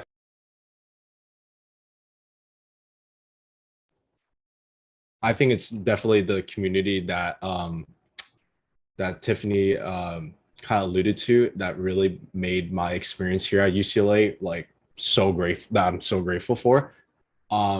Being a part of APC, at least for the most part, I think it was just because it was the first org that I joined during quarantine that I really got to experience and learn so many other student orgs um, that were available on campus. You know, I got to learn a lot about like, you know, the different cultural nights. I think that that's like my highlights at UCLA, just being able to experience all the cultural nights. And keep in mind during the year of 2021 to 2022 is like the first time the cultural nights kind of start running after COVID. And so I think VCN, no, it was NSU first and then it was VCN. But I personally was involved with Vietnamese traditional dancing. And I think it's the fact that like with my org, like because we kind of like come from all these other cultural orgs that host cultural nights, that like we got to like go out and kind of like support every um cultural night that was on during out the year. And so VCN was first, and like a that was like the biggest way for me to connect with my heritage, honestly. And then there was Korean cultural night, and that was really fun to watch as well. And Chinese cultural night, and last but not least, SPCN, which is Samanghong Filipino cultural night, and I think that was probably one of my favorites. And so, yeah.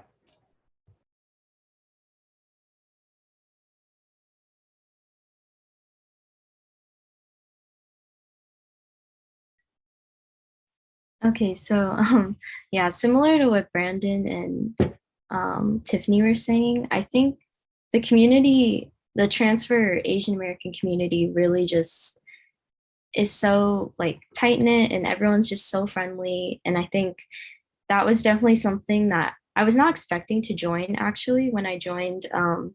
All the comments about SPCN, yes, I was in SPCN this year. Something that you guys should definitely join. Any of the culture nights, they're all amazing.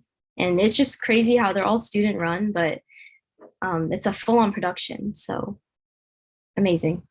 But yes, so when I first came to UCLA, I had a couple of friends who were traditional students already attending.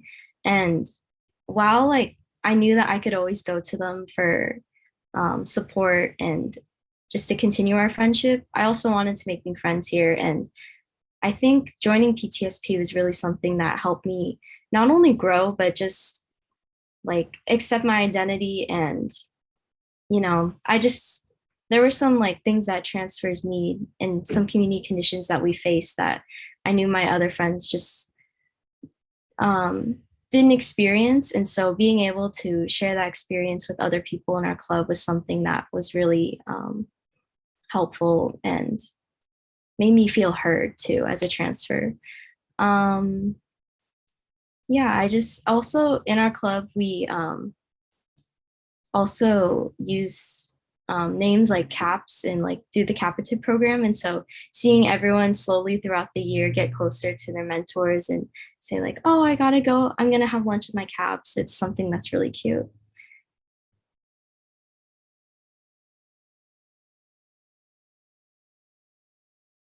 Yes, I loved all the culture nights. It's like so. It's I think a very great way to like really celebrate the diverse cultures that we have at UCLA and also learn about cultures outside of your own that you really wouldn't have the opportunity to maybe learn otherwise.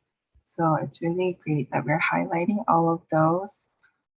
So the next question that we have is how has the Asian checkbox, aka the model minority mid, impacted you as an Asian American transfer student, and what are ways that you have dealt with it?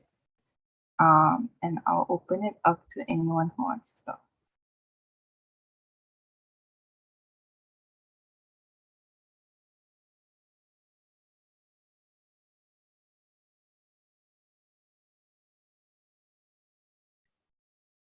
I can go first.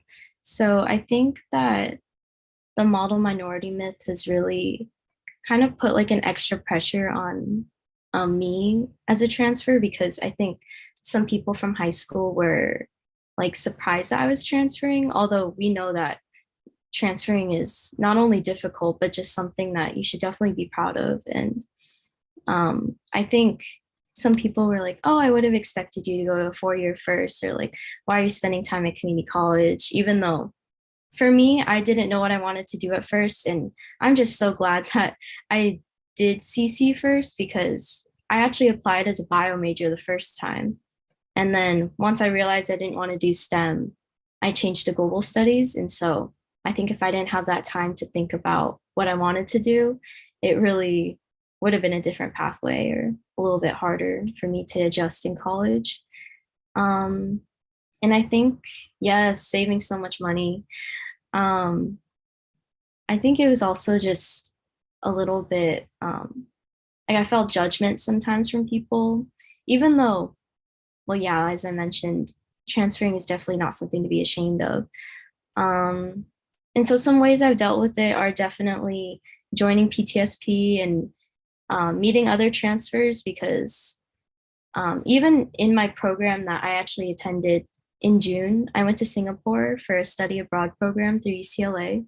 And there were a lot of transfer students within my global studies major, all from different countries too. And so hearing their experiences as transfer students just kind of was interesting to see how we all ended up in the same place, but we all have different experiences and we should really just hear each other out and accept each other.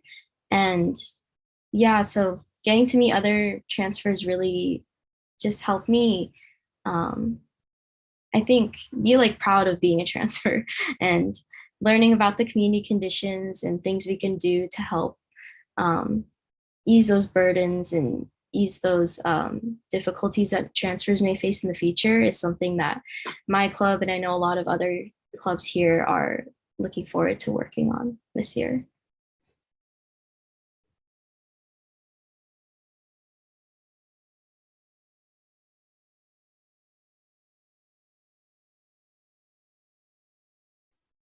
Yeah, I agree. I think meeting so many other transfer students that are also Asian, I feel like they really kind of widen my perspective on a lot of things. And I think it's like the fact that, transfer students are not just like students that are of our age, but across all ages. Like we're talking from, you know, older, like past their 20s, to even, I guess like younger than like younger than 16. Cause I've had one of my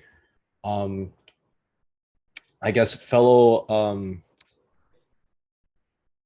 I'm running a blank, but I had a friend at Pierce actually, but she was like I think 16 when she like transferred over to UCLA, right? And I was like, you're only 16 and you just transferred. That's really impressive. And so I think like just that in itself made me realize that um coming from a transfer community, there's just such a fresh and just such a fresh perspective to gain.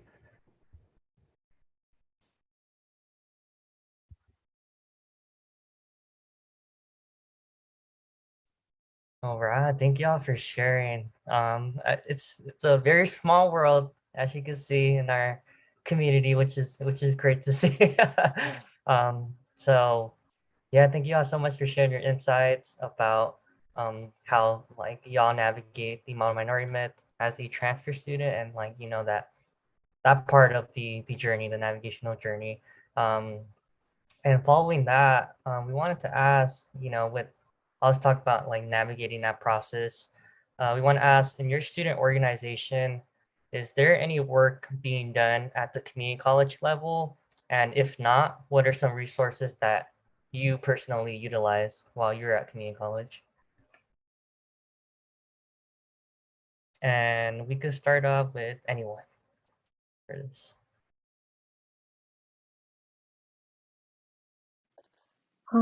I wanted to answer this question by sharing about our sister organization that's also under the Vietnamese Student Union, so Project Hope, which is Higher Opportunity Program for Education.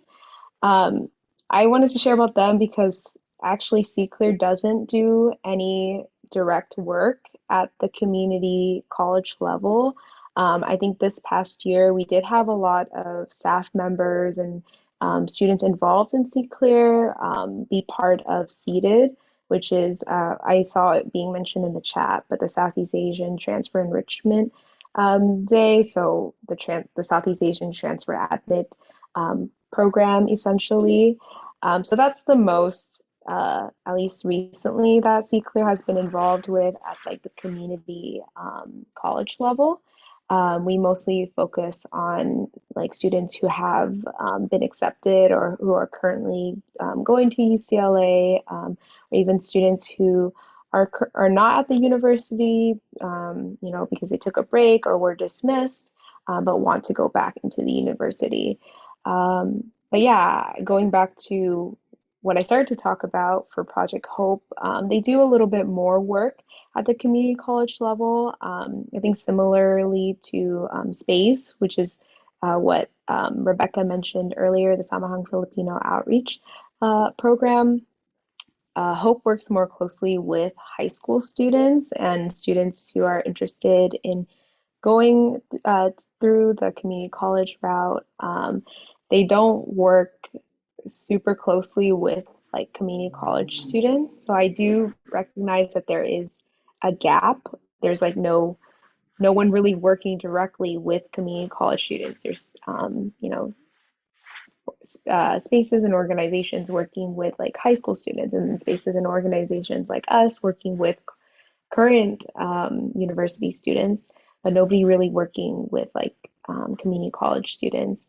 But Hope, does do like things where they have like tour, like college tours, and they have like workshops, and they also have a transfer slash parent coordinator, I believe. and like just different resources for students who are considering community college. And I can share some of those resources and share like more their link um, in the chat in just a bit. But yeah, I think, you know, even coming into this space, I was thinking that there needed to be some sort of gap bridged between um, the university and like current community college students or just students looking to transfer. And at this time, I don't think our organization has something like that, but I'm hoping like in the future there will be more efforts, like an extension of that, because you know the retention of college students expands beyond just you know students who are admitted into the university or students who are currently at the university.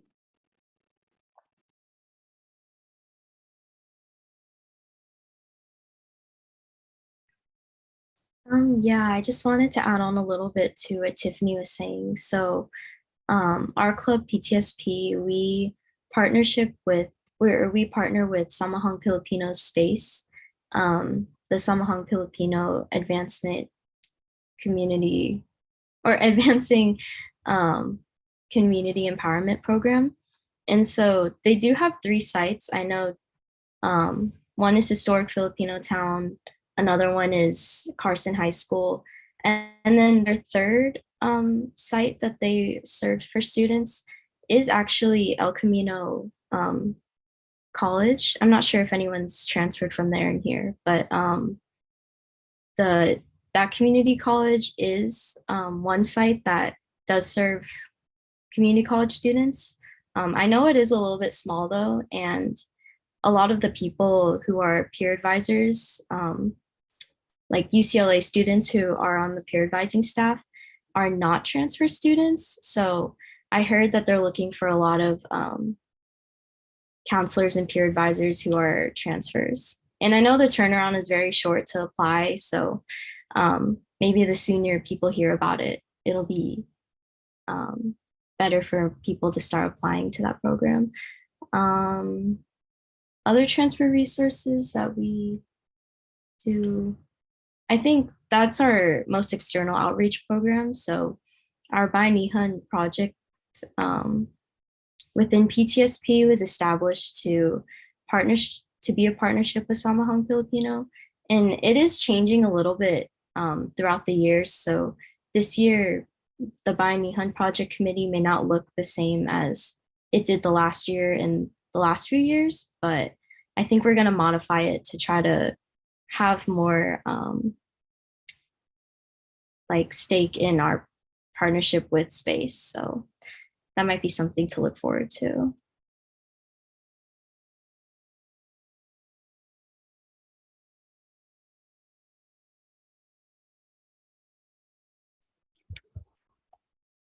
I guess for APC, there isn't really anything that corresponds to us doing work at the community college level. That's mostly the retention orgs such as PTSP and C Clear. That's kind of like in that realm. But some of the resources that I personally utilized while I was at community college, I think again it was just the Los Angeles Promise program that gave me a lot of resources and tools that helped me along the way. I don't know if that's specifically for Los Angeles, but another resource that I guess I was able to use was I don't know if everyone is aware of like their this is like a kind of like a more of a financial tip, but at each community college, there's usually like a scholarship website or a foundation's website. And like, I guess like the point I'm trying to say is that because there's like a scholarship website at these community colleges, they usually have like a list of scholarships. Not many people kind of apply to these scholarships. And so they end up being like given away for like, you know, they just give it out for free, you know, and to like students that have barely applied. And so I know that at Pierce at one point, there was like only like 8 applicants for a list of like 16 different scholarships that were like $500 each, 500 to 1,000 each. And when you win like 2 or 4 of them, they add up pretty quick. And so that's something that you should probably kind of keep a look out for, because I think that in itself helped a lot when I kind of transitioned into UCLA, and I end up using that money for rent for the most part. But that was something that I've done for like both years of community college, actually. So yeah.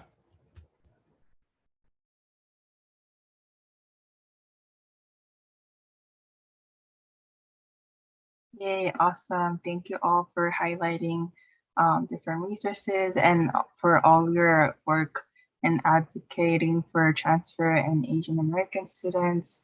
I think we could close it off here. Please join me in giving a round of applause for all of our panelists. Thank you so much for being here. We appreciate your insights and for sharing all of your knowledge. Thank you. Thank you all so much for sharing. And if you're able to, feel free to drop your contact info, your LinkedIn, if y'all need some what do you call it, when you support somebody in like a skill or whatever, for public speaking. But yeah, thank y'all so much. And our scholars are so grateful to hear from y'all, and CCP is lucky to partner with y'all as well.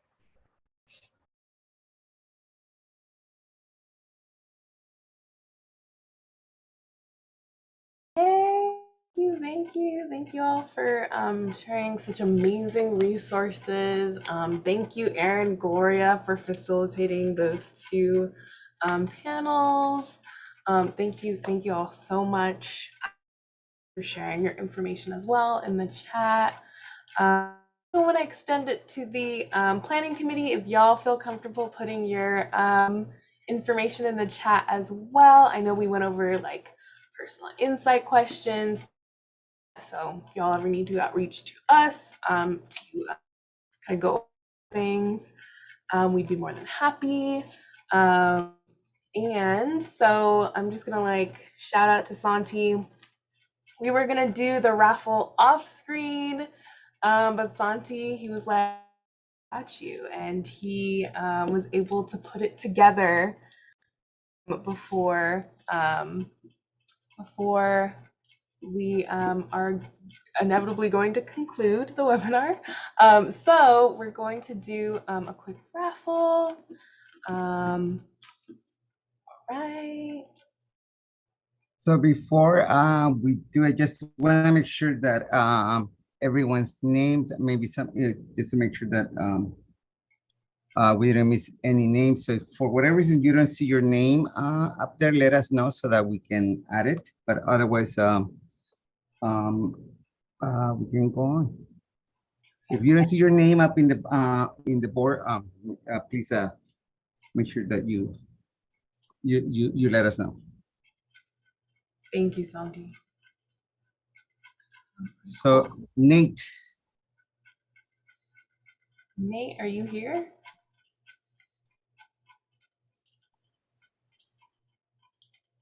Nate is not here. He's gone. Should I do it again? Yeah. So remove and yeah. All right. Oh, it's.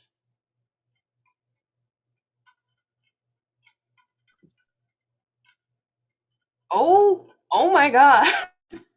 That was close. That was a close one. Jasmine. Jasmine here. She's here. Yay. They're here. Yeah. Hey, Jasmine. Oh, Charmaine Suarez, his name is not. So, can we add it? I think you will need to add it at this point, Sophie St. George and Rebecca. Okay. Charmaine. Okay, so you're adding those names? I think because you're now using it, I won't they want to appear on, you'll have to add them. Okay. All right.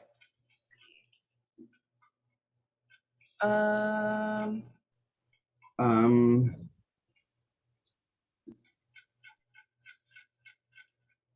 Is there a? I don't know if there's a way for me to add them. okay, hold on, let me see. Okay, yeah, you can add it here. So it is, so let's see, who was this? Let me see, let me make sure I'm getting all the right ones here. Okay, Charmaine. Let's see if it appears again. Charmaine. Is it the same link though? Will it update? May have to give you a new link. Charmaine. So, I think okay. you also want to delete Nate and Jasmine because they've already been. Yeah. Okay. And Jasmine. Okay. Yeah. Sorry, I meant to tell you to. Okay, Aaron is up here. I think. Yeah. Rebecca Swan. Yeah.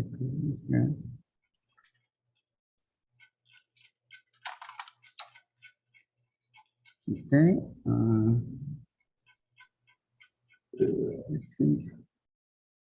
Let's see who else. I think, was that it? Rebecca. Oh, Shanti. Okay. Hey, that sounds like Shanti. You should win for sure. Jasmine, I think in regards to your question, we're gonna do winners. Awesome. Okay. And was that it? Rain Ramos, you already have. Yeah. Okay. I think I have everyone else. Cool. Right? Yeah. Let me save. Do you want to do the spin, Santi? Oh, should I? Okay, sure. Let me hold on. Hide full screen and yeah, I can share this. I think, yeah, you're right. That will be easier.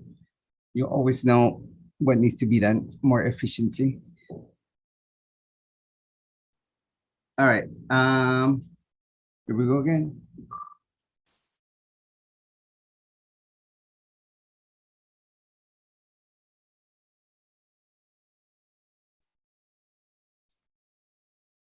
Dan. Yep, Dan Gonzalez is here. How many are we doing, Sophie?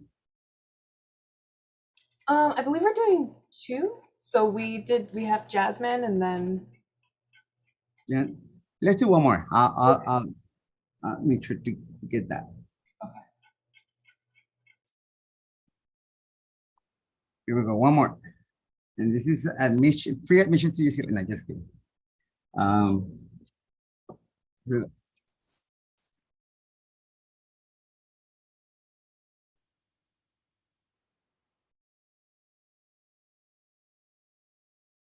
All right, Addie.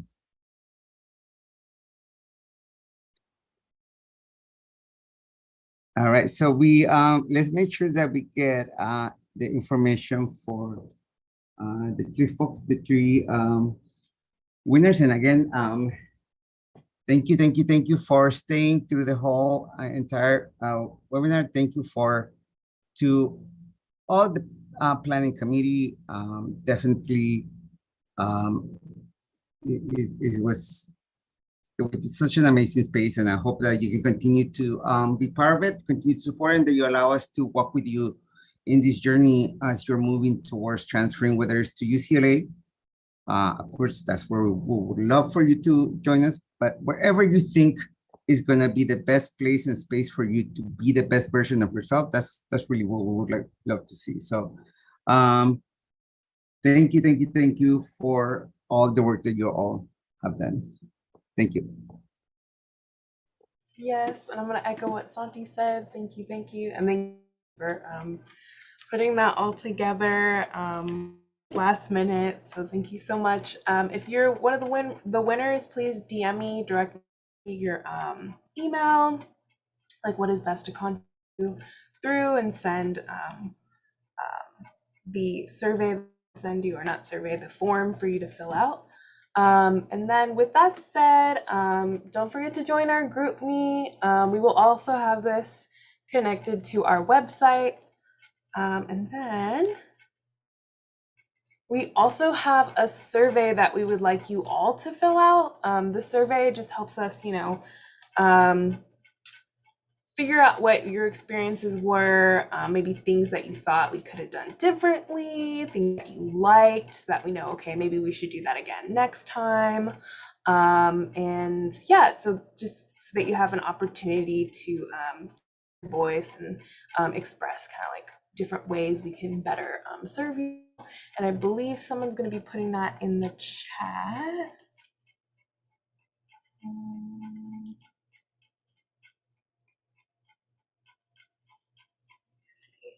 See if I can actually put it in the. Okay. Hey, Erin. Thank you so much, Erin. Yeah, so also in the chat if you want to use that link. Yeah, all right, awesome. So, sorry, I'm also copying some of y'all's emails, the winners. Cool. So with all that said, thank you so much for being here, sharing space, and being present. That concludes our webinar.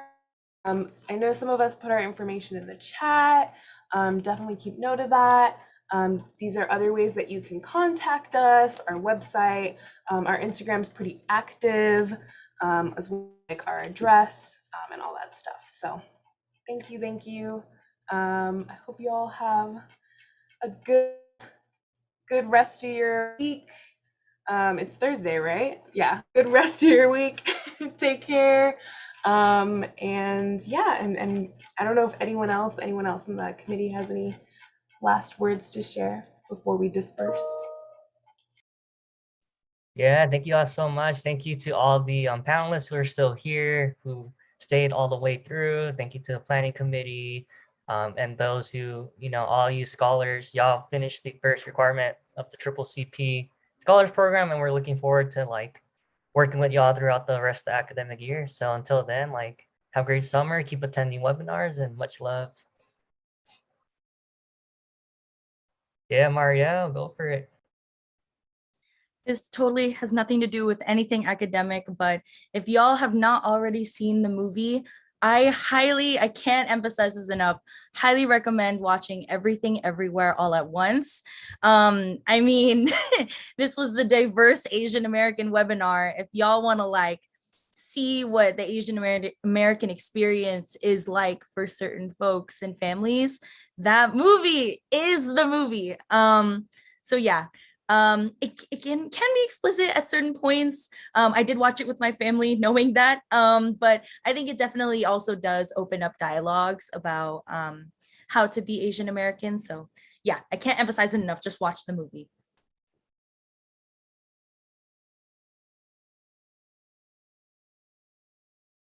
Y'all, I'm gonna echo what she said because there were people in the theater who had to listen to me cry and laugh to that movie, and it was so beautiful, and I love it so much.